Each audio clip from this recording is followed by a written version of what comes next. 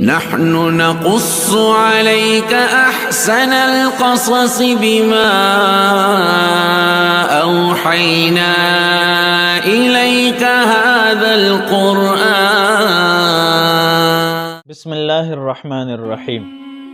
یو کس تپوسو کړو چې یو جنې نکاح وشوه او لا رسختی نه ده شوې چې خاوند یې پس حادثه کې وفات شو، نو په دې نکاح کې چې کم مهر د دې جنې دپاره ولیکل شو، نو آیا دغه جنې د دغه مهر حقدار ګرځي او کنه؟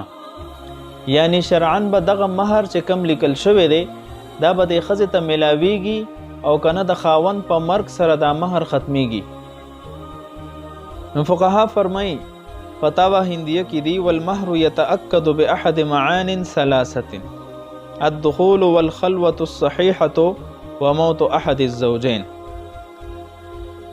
درې صورتونه داسې دي چې په هغه درې صورتونو کې د خاوند په ذمه باندې مهر ټوله په ټوله لازمیږي او مؤکد کیږي.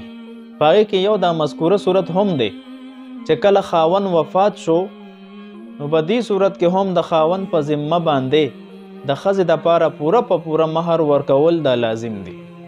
اوس چونکې خاوند وفات شو، مهر به ادا کوي څوک؟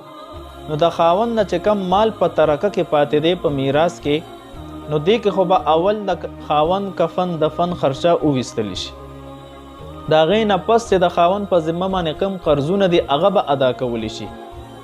نو په قرضونو کې د ده په ذمه باندې د ښځې مهر هم یو دین او یو قرض پاتې دی، نو د دکې کفن دفن د خرچې نه پس به د ښځې مهر هم د خاوند د مال نه وویستلی شي او ښځې ته به ادا کړی شي.